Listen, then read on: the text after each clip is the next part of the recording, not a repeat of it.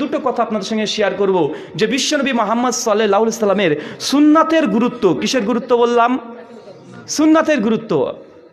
এমন কোনো পৃথিবীতে মুসলিম নাই যে বিশ্বনবী মুহাম্মদ সাল্লাল্লাহু আলাইহি সাল্লামকে ভালোবাসে না। এক শ্রেণী মানুষ আছে, তারা বলে যে এরা নবী মুহাম্মদ সাল্লাল্লাহু আলাইহি সাল্লামকে মানে না।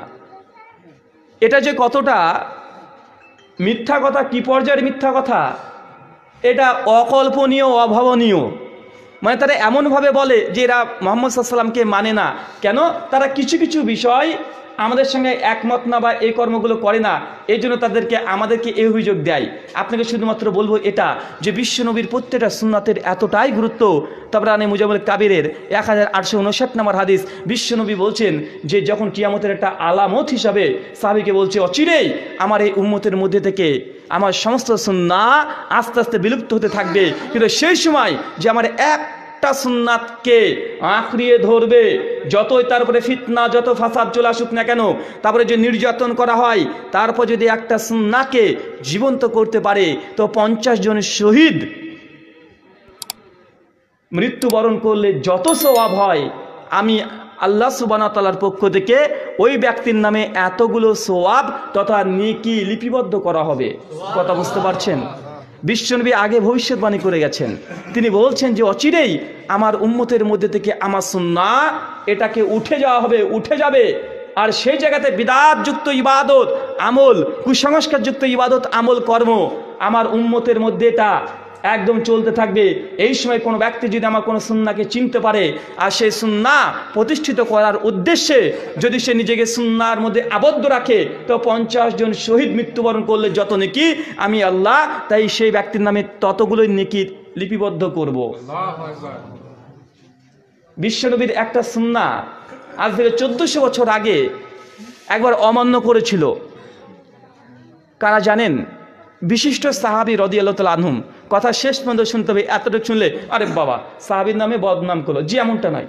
বিশ্বনবীর একটা সুন্নাহ, একটা হুকুম, একটা আদেশকে অমান্য করার জন্য মুসলিম উম্মাহ যে ক্ষতিগ্রস্ত হয়েছিল, আজ পর্যন্ত সেই ক্ষতিগ্রস্তের কথা ইতিহাসের পাতায়, হাদিসের পাতায় লিপিবদ্ধ করা আছে। মনে করে দেখেন, আজ থেকে 1400 বছর আগে বিশ্বনবী মুহাম্মদ সাল্লাল্লাহু আলাইহি সাল্লাম যুদ্ধের জন্য তিনি প্রস্তুতি নিচ্ছেন। কোন যুদ্ধ? ওহুদের যুদ্ধ। নাম মনে পড়ে? ওহুদ একটা পাহাড়ের নাম, একটা পাহাড়ের নাম ওহুদ। যেহেতু ওহুদের প্রান্তে এই যুদ্ধটা সংঘটিত হয়েছিল, তাই এই যুদ্ধের নামকরণ করা হয়েছে ওহুদের যুদ্ধ। বদর প্রান্তে যখন যুদ্ধ করা হয়েছিল, স্থানকে লোকেশন করে এই যুদ্ধগুলোর নাম দেওয়া হয়েছিল। যখন ইসলামের শত্রুদের সঙ্গে ওহুদের যুদ্ধের এই পরিকল্পনা চলছে, বিশ্বনবী মুহাম্মদ সাল্লাল্লাহু আলাইহি সাল্লাম তিনি কমান্ডার, তিনি যুদ্ধের নেতা, তিনি সমস্ত সাহাবা রাদিয়াল্লাহু তাআলা আনহুমদেরকে ডেকে তিনি মিটিং করছেন এবং তাদেরকে বলছেন যে তোমাদেরকে আমি যে আদেশ করছি, যে নির্দেশ করছি, এগুলো তোমরা অবশ্যই পালন করবে। তার মধ্যে বিশ্বনবী কিছু সাহাবী, 50 জন মতো সাহাবীকে একত্রিত করে তাদেরকে একটা নেতা নির্ধারণ করে দিয়ে বিশ্বনবী বললেন যে তোমরা পাহাড়ের এই পর্বতের এই গিরিপথের অপর পৃষ্ঠে দাঁড়িয়ে থাকবে যতক্ষণ না আমি নবী মুহাম্মদ সাল্লাল্লাহু আলাইহি সাল্লাম তোমাদেরকে আদেশ করছি যে তোমরা পর্বত থেকে নিচে নেমে চলে আসো, ততক্ষণ পর্যন্ত এই পর্বত থেকে নিচে নামবে না। কথা বুঝতে পারছেন? বিশ্বনবী মুহাম্মদ সাল্লাল্লাহু আলাইহি সাল্লাম তিনি কি করছেন?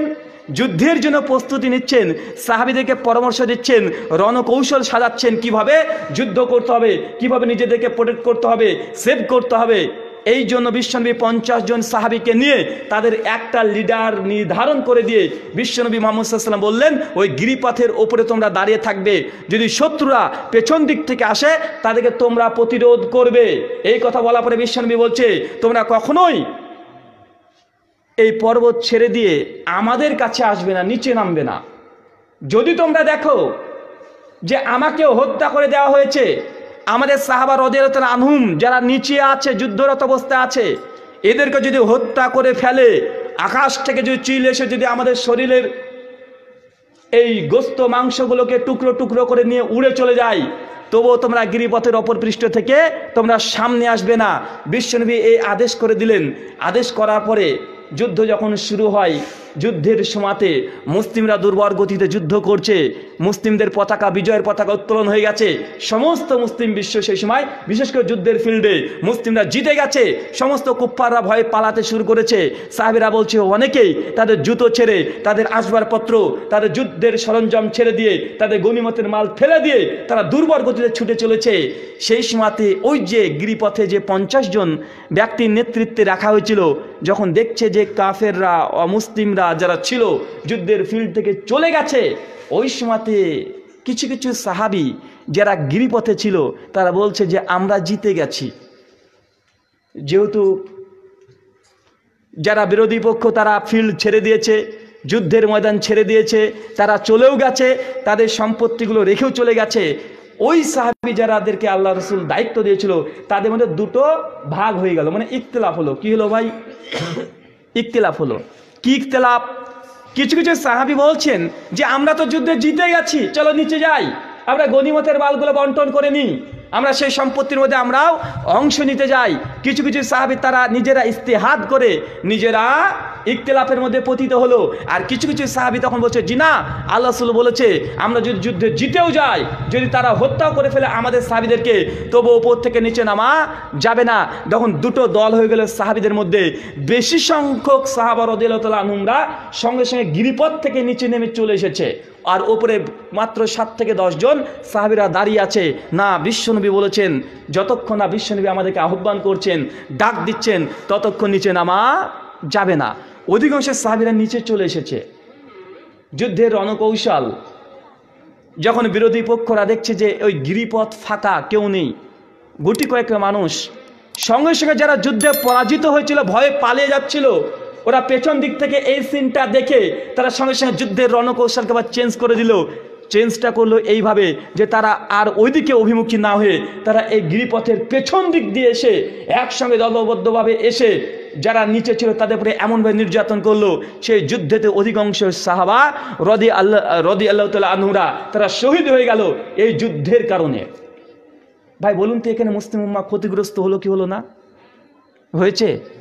উহুদের যুদ্ধ মুসলিমরা পরাজিত হলো, নির্মমভাবে পরাজিত হলো। অসংখ্য সাহাবা রাদিয়াল্লাহু তাআলা আনহুরা রক্তাক্ত শরীর নিয়ে তারা সেখানে পড়ে থাকলো, অধিকাংশ সাহাবারা মৃত্যুবরণ করলো। ভাই বলুন তো কেন মৃত্যুবরণ করলো? কারণ কি? কারণ হচ্ছে এটাই বিশ্বনবীর একটা সুন্নাহ, একটা হাদিস, একটা আদেশ, একটা কমান্ডমেন্টকে অমান্য করার জন্য মুসলিম উম্মাহ সেই সময়তে সাহাবীদের মতো শ্রেষ্ঠ ব্যক্তিত্বরা এই শুধু অমান্য করেছিল তাৎক্ষণিকের জন্য, তারা পরাজিত হলো, মুসলিম বিশ্ব পরাজিত হলো। ভাই গোটা বিশ্ব জগতে মুসলিম জাতি আজকে এতটা মার খাচ্ছে, এতটা নির্যাতিত। ভাই বলুন তো, যদি কারণ হিসেবে কিছু বলতে হয় কোন কারণটাকে উল্লেখ করা যায়? কারণ একটাই যে আমরা মুসলিম উম্মাহ বিশ্বনবীর আদেশ, বিশ্বনবীর সুন্নাহ এটাকে আমরা পরিত্যাগ করে দিয়ে নিজেরা ইখতিলাফের মধ্যে পতিত হয়েছি, এটা একটা কারণ। ভাই বিশ্বনবীর সুন্নাহর গুরুত্ব দেখেছেন কত? একটা হাদিসকে অমান্য করার জন্য মুসলিম উম্মাহ ধ্বংস হয়ে গেল সেই সময়তে, উহুদের প্রান্তে রক্ত চারিদিকে ছড়াছড়ি। ভাই এখন আমরা মুসলিম উম্মাহ প্রতিদিন বিশ্বনবীর কত সুন্নাহকে আমরা বয়কট করেছি, ছেড়ে দিয়েছি। ভাই আমাদের উপরে নির্যাতন হবে না তো অন্য কারো উপরে হবে? মুসলিম উম্মাহর অধঃপতনেরও একটা কারণ ইখতিলাফের কারণে সত্যকে ছেড়ে দেওয়া। মহান সত্তা আল্লাহ সুবহানাহু ওয়া তাআলার কাছে দোয়াই প্রার্থনা, আল্লাহ সুবহানাহু ওয়া তাআলা গোটা মুসলিম উম্মাহকে তুমি রাসূল মুহাম্মদ সাল্লাল্লাহু আলাইহি ওয়াসাল্লামের সুন্নাহ এর গুরুত্ব বোঝা তৌফিক দান করো। সকলে পড়ি আল্লাহুম্মা আমিন।